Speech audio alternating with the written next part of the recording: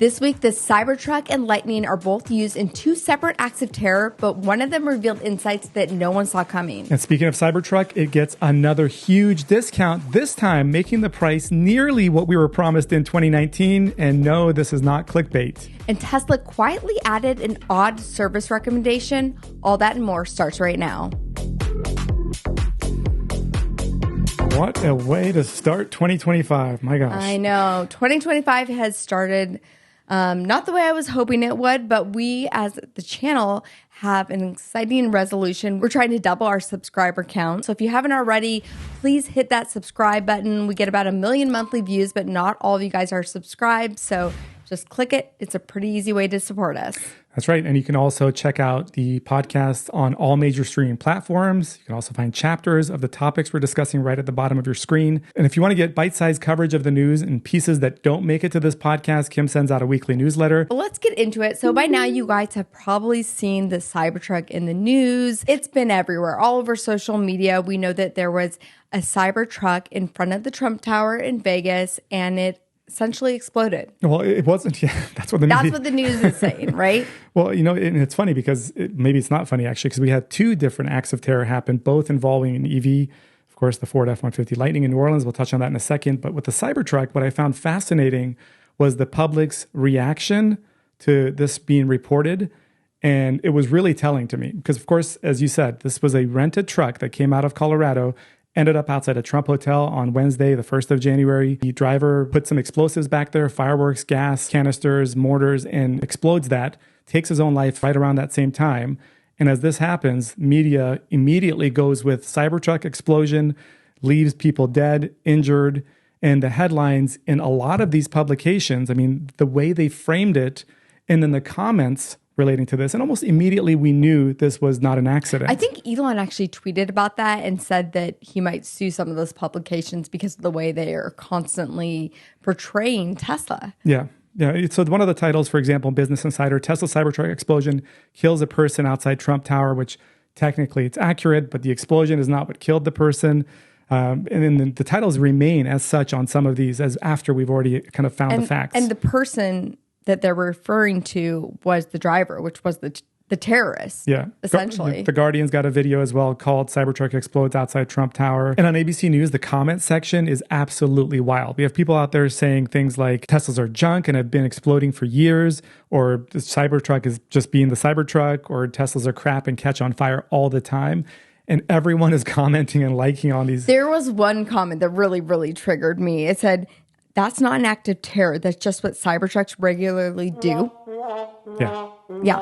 Like that's what the public perception is. That's why I was saying this is really telling of seeing what the perception is, because immediately the headlines of the majority of the media goes with this being something that to them makes sense. This is what happens. And of course, the comment section, whether they're half serious or joking, they're putting this out there as well, which is kind of goes back to Elon talking about, hey, this is hurting the brand's image when people are constantly, especially in the media, is constantly taking that angle with Tesla's products. But what I think is most interesting about this is it's sort of, I mean, I'm not trying to use a pun here, but it backfired. Yeah.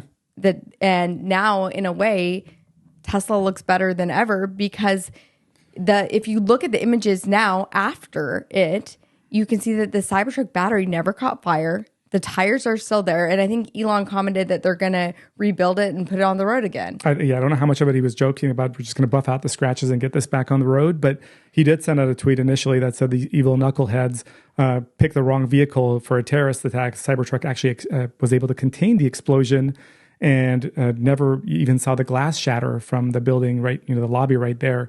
Which was just a few feet away, which is pretty incredible given the explosion was so close. And you looked into the engineering on this and like what was going on with that and how it was able to withstand the explosion. Yeah.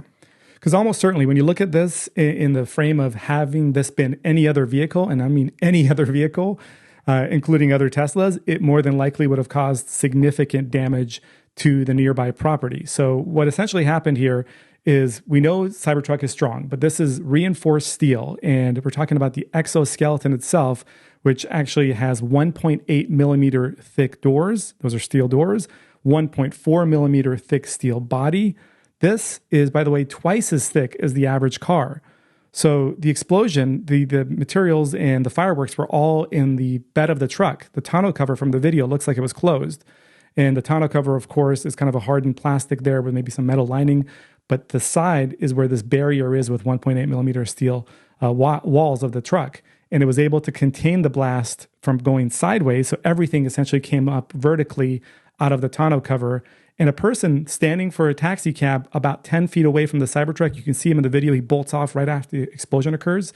He was even left without really serious injuries of being just feet away from this because the explosion didn't protrude out the sides of the truck, which again, any other vehicle, it'll probably go out sideways and vertically, but this only penetrated through the tonneau cover up top.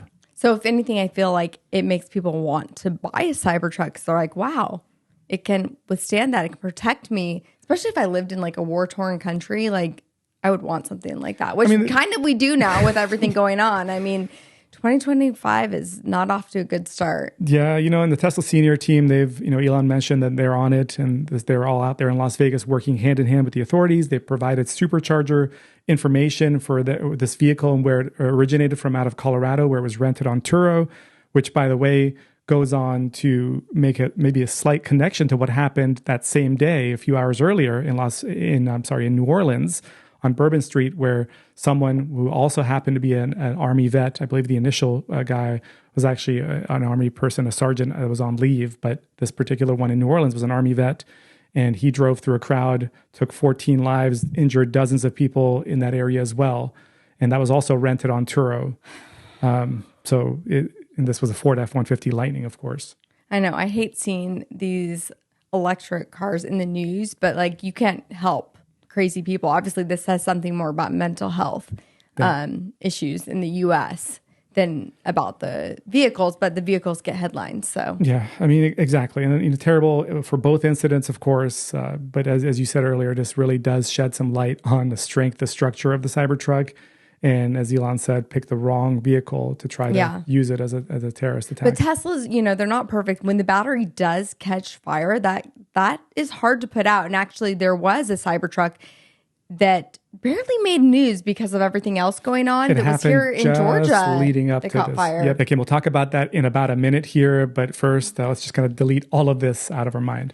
And speaking of which, let me tell you guys a little more about Delete Me. Thanks to Delete Me for partnering with me on this video. So if you guys are anything like me, you are constantly bombarded by emails and phone calls, and it can be really annoying and disruptive to my workflow.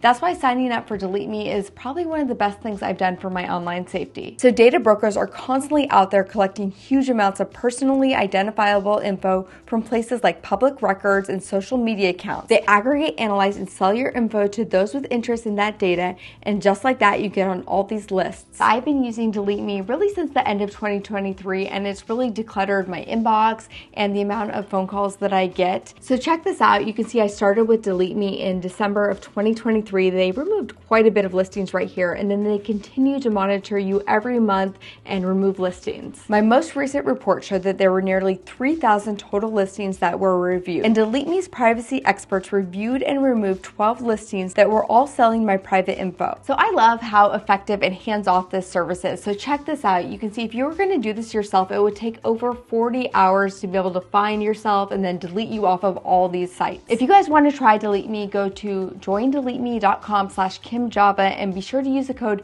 KimJava to get 20% off all consumer plans. All right, let's get back to the video. All right, so let's talk about this Cybertruck that actually did burn down here in Atlanta. It's actually where we took delivery of our Model X. The first one in 2016. Our first one. Yeah. So it's kind of crazy to hear about. I actually was thinking, we should run over there and see if we can see it, but it's already gone.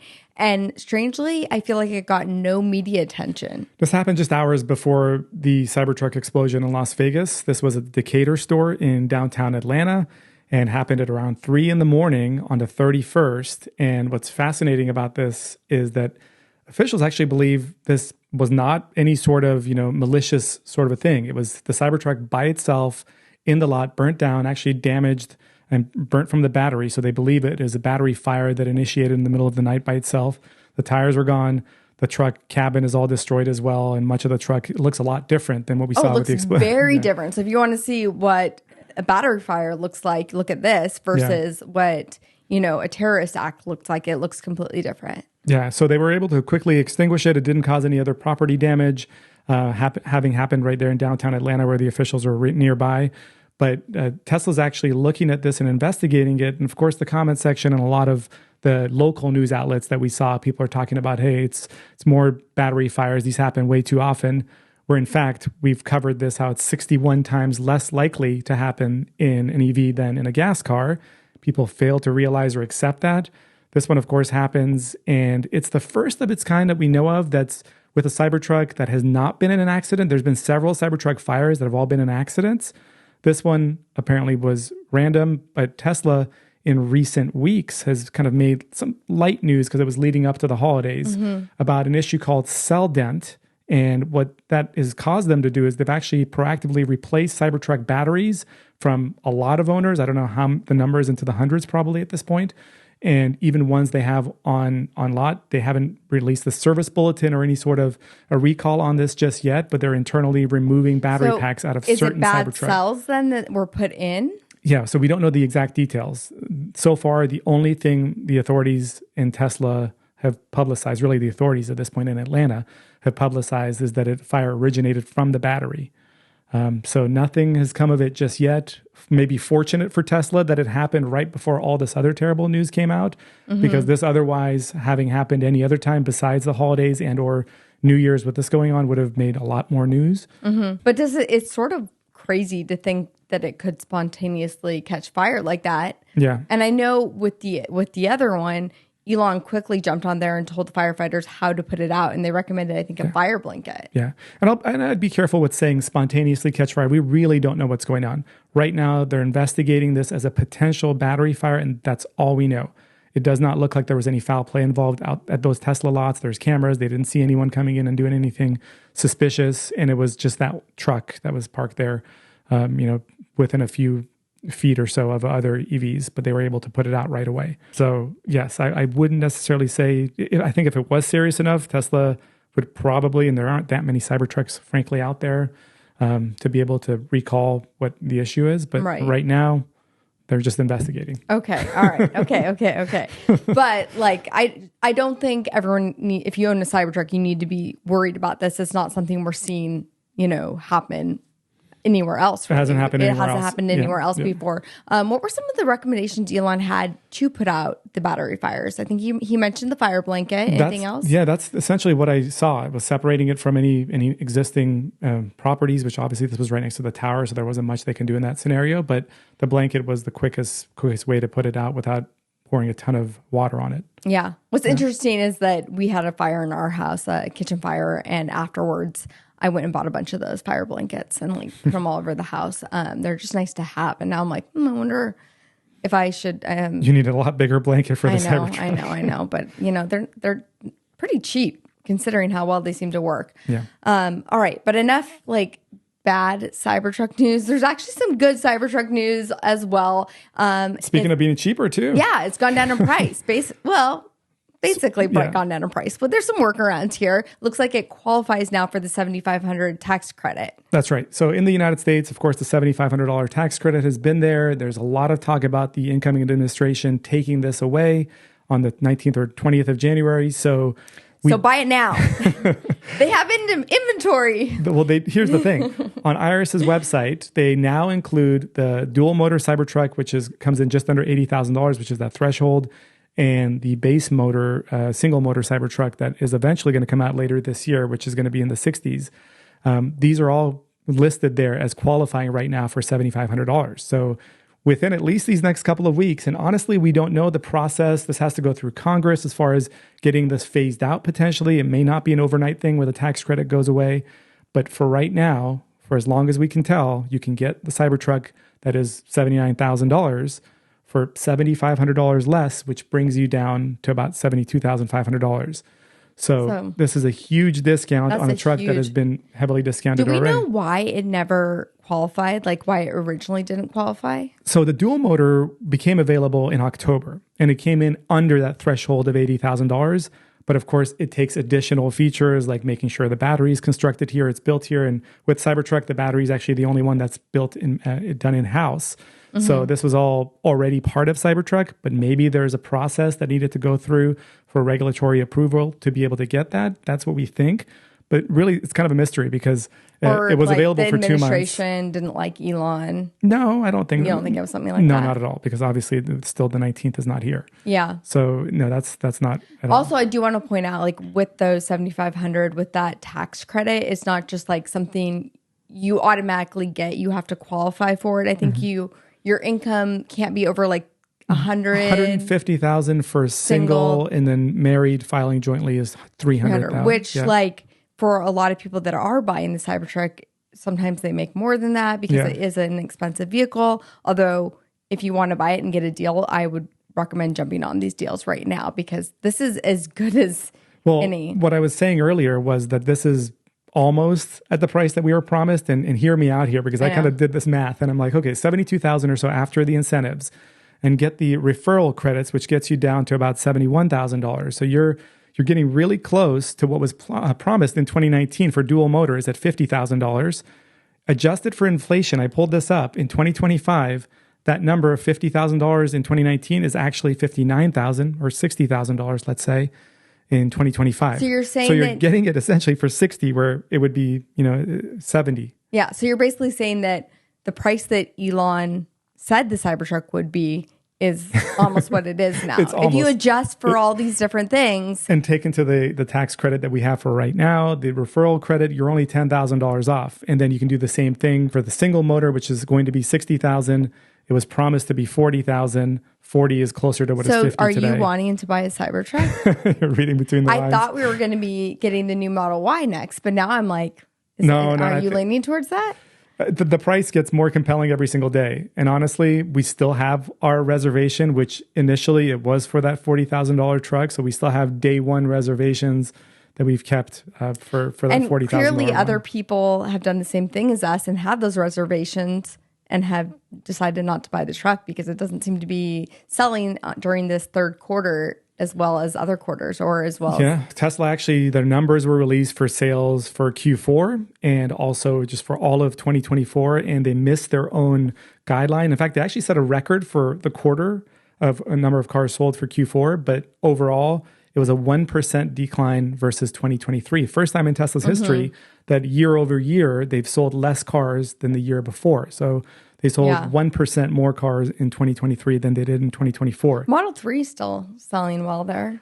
Well, Model 3 with the refresh definitely helps. Yeah. And I think maybe a lot of people obviously are waiting for the Model Y. So the refresh, maybe that kind of held back sales just a tad on that front. But when you look at the numbers here, Q4 numbers, 495,000 cars were delivered by Tesla in Q4. 472,000 of them for Model 3s or Model Ys. That's over 95% of all cars were 3 or Y. The remaining 5%, the majority being Cybertruck and a small segment of that being the Model S and the Model X. Of course, they had the largest discounts ever to really try to move the needle in the last couple of weeks. They had supercharging that was included for free. Full self-driving briefly was included for free as well. So they're trying to reach that goal that was 515,000. They missed their own guideline, but the market's growing. The market's growing. There are a lot of other options for people that want to buy electric cars. Maybe Cybertruck hype now is sort of wearing off and people are like, okay, Cybertruck's really cool, but like it's now not quite as crazy and flashy as it was. So what truck do I actually need to get my work done? And they're thinking about other things. And we know that like MKBHD posted a story and his story was like, oh, hot news. And it was just like an Instagram story talking about, selling his Cybertruck because he likes his Rivian better. But there are a lot of people out there that are like, I like my Rivian. I like my Lightning. We've tested some great electric trucks out there. I love the Denali, the Silverado. Both were awesome. Yeah. Rivian set records in 2024. Their sales numbers came out as well for their trucks sold. I believe they sold 50,000 EVs in 2024. That was a record for them.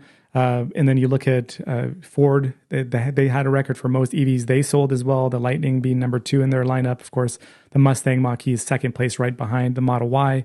But globally speaking... I know, the big picture. I was going to say, if you still look at the big picture overall, globally, which is I think what you were going to say next, Tesla is still up there at the top. They're up there, right up there with BYD. BYD, man, you can't turn your head away from BYD. They're going neck and neck with Tesla when it comes to EV sales. Look at the numbers here. Tesla sold 1.78 million cars, globally speaking, in 2024. That's down 1% year over year. BYD sold 1.76 million cars. That's up 12% year over year for them. The numbers are like right up, but you can see other EVs starting to catch up, which explains why Tesla's growth, even though it's growing and the whole market's growing, it's going to shrink because other people, other automakers are involved. I was really surprised to see Ford's sales numbers for 2024. Like they really have a record going right now for 2024 when you look at their sales. Yeah, EV sales, 30,000 for them, which is a record, up 35% year over year. Mustang Mach-E comes in with 16,000 of those sales. Ford F-150 Lightning actually had 11,000. And the vast majority, again, is those two vehicles. And then you have the e-Transit van, which makes up for about 3,000 of it. But Mach-E actually had the best quarterly results. That's America's second best-selling electric SUV behind the Model Y.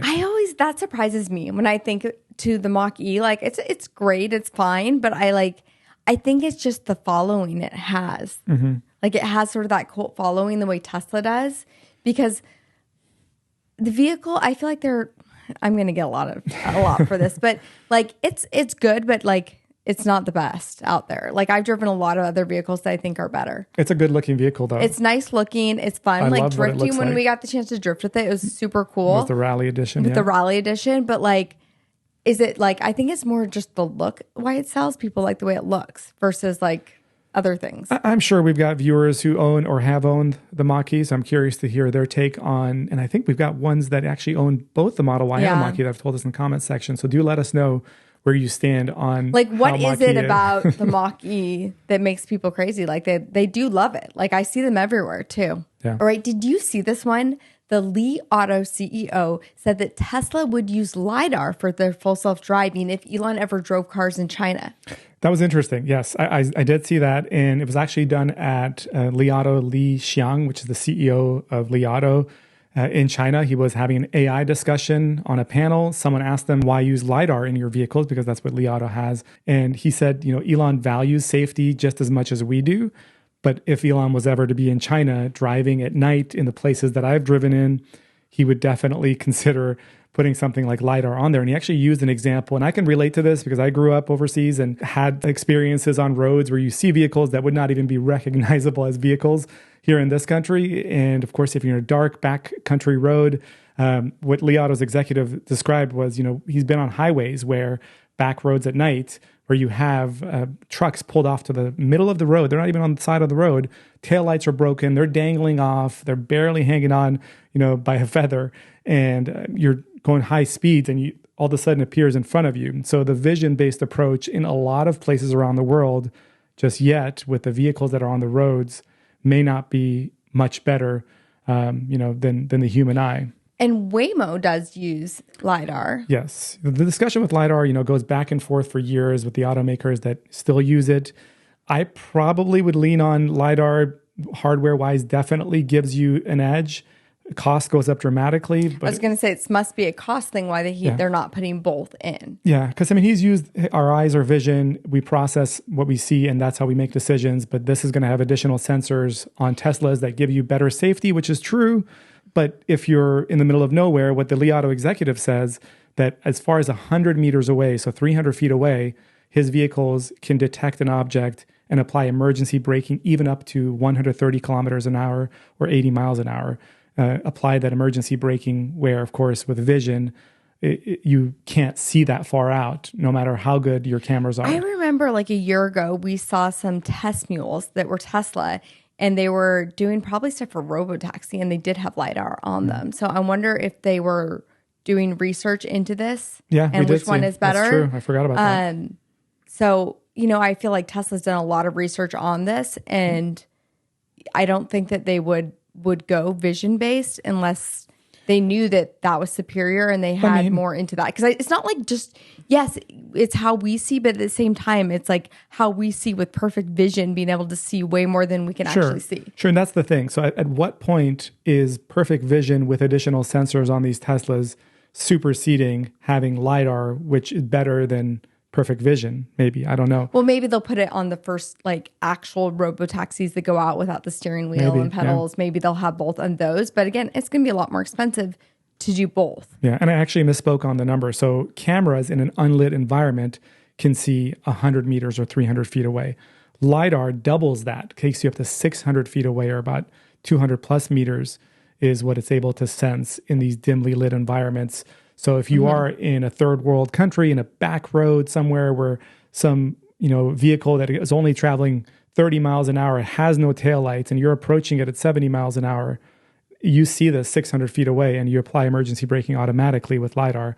With vision, it might be too late if you're closing the gap that quickly. But Tesla could also do something like the Escalade IQ, which we just tested out, and we're having a video that's going to come out probably next week with that. And they have night vision. Yeah. Where they have infrared sensors. Yeah. That detect heat of pedestrians or animals and are able to warn you of that. I think that they said that they can see about 330 feet in front of you, which is more than your eyes would be able to see at night.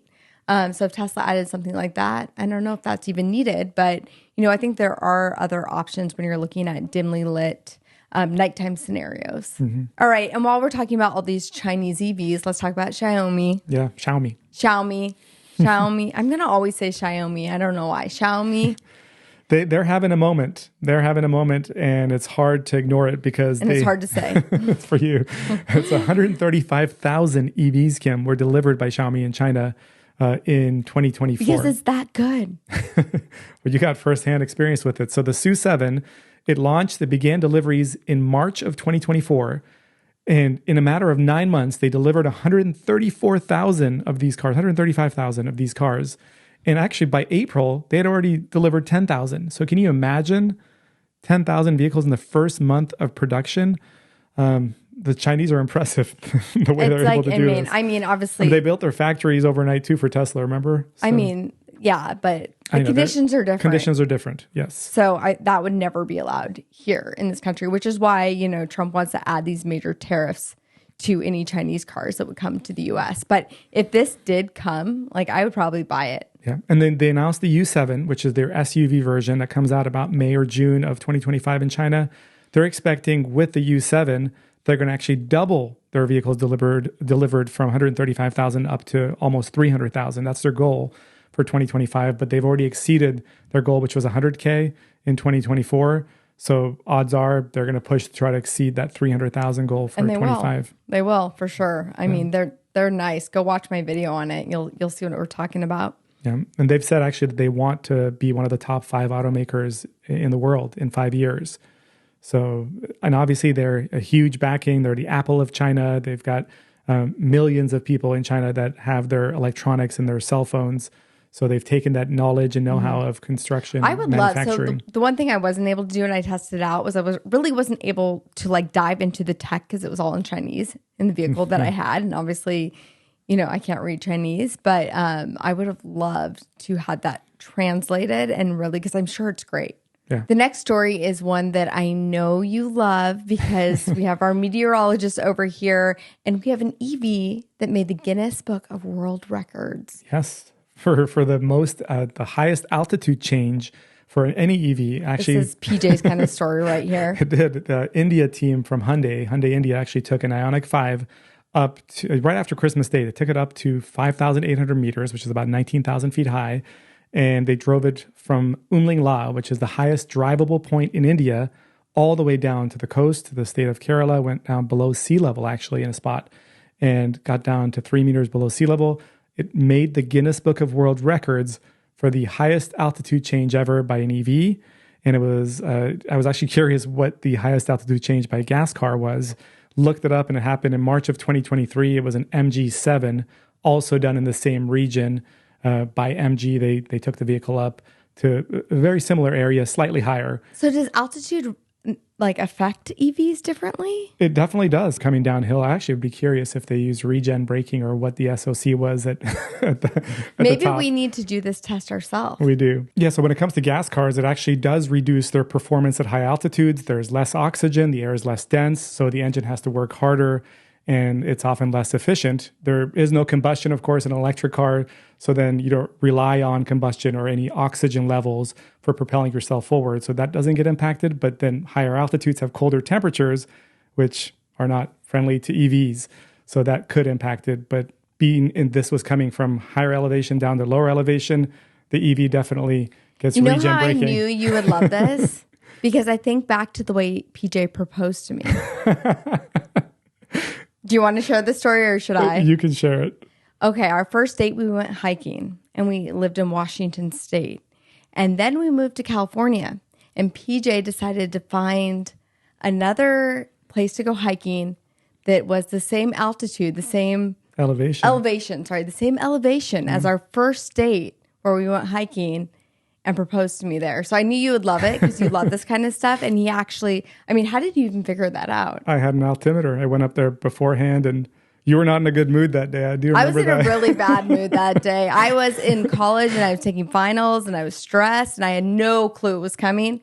We only dated 6 months. This guy's crazy. I mean, he didn't listen to anyone. He just said, I know what I like. You better put a ring on it. If you like, you better put a ring on it. Anyways. All right. I don't want to give you guys any more life advice, but Tesla does have some recommendations, some service recommendations that are kind of interesting. Yeah. So quietly, Tesla's incorporated this, and oftentimes they do put software updates into the owner's manual that's inside your center screen in the service tab. And what they've done here is for a specific feature, and some of the Tesla sleuths actually discovered that Tesla now recommends that you schedule appointments to clean the front camera housing, the cameras that are underneath your mirror facing the front, they're periodically. So I guess dust or the dirt elements can get into it for safety reasons, maybe that vision approach of being able to see as far, and it builds up this over time. They now have in the maintenance section under controls, service, the maintenance tab, there's a camera housing where it tells you if your housing is should be serviced or not, depending on how long you've had the vehicle. This is the exterior cameras, not the interior one. Exactly. The one that's in the housing facing the exterior. It's inside the cabin, but it is facing the exterior. And you know what it reminds me of? Yeah. Not every time, but a couple times I've brought my phone in and I say, the volume's not working well. And what is the problem? They say there's all sorts of, whether it's makeup or lint from your pocket. Yeah. And you have to clean that out. And I feel like that's what's going on now with your Tesla. Like, you're putting makeup on, you're spraying maybe perfume in your car, who knows what. And they're like, all right, you got to clean out these cameras now. They're advising that you schedule a service cleaning. They say you could DIY it if you're handy. You've got to have a pry tool to get in there, but they actually recommend that you schedule a service appointment for this. And if you go inside controls, service, maintenance, there is a camera housing section where you can click on it and it will tell you if you're due for servicing that. Well, it's a good time. It's a new year. You clean out your Change car. Change out your light bulbs. And do a deep clean of your car. Speaking of New Year's resolutions, if you didn't already click that subscribe button, please do it. We appreciate you guys. It's definitely the easiest way to support our channel. And you can also go a step farther and become a Patreon. Yes, thanks to our Patreon members. You guys get on-air shout-outs, never before seen footage, and also exclusive access to content as well. And we have a couple of new members to tell you about. The newest member is Randall D. Ammon. And you can actually ask questions. Randall said he had a question that he was going to try to come up with. He's going to have an on-air question for us that we will answer in our next podcast. Also, thank you to Ron Wyckoff, who upgraded his membership to get a shout out. And lastly, thanks to our newest member, Keith Steiner. Without you guys, none of this would be possible. Yes, thank you so much. And also, again, make sure you're signed up for our weekly newsletter as well. And we greatly appreciate everything you guys have done for us in previous years. And we're really hopeful that we can help this channel grow and get to our goal this year. Yep. And next week we are off to CES in Las Vegas. So we'll have some interesting content for you out there. Always fun time. And, maybe we'll see that Cybertruck, or if they still have it over there. I feel like it will be long gone, but, it's long gone, yeah. We'll see. Anyways, we'll catch you guys next time.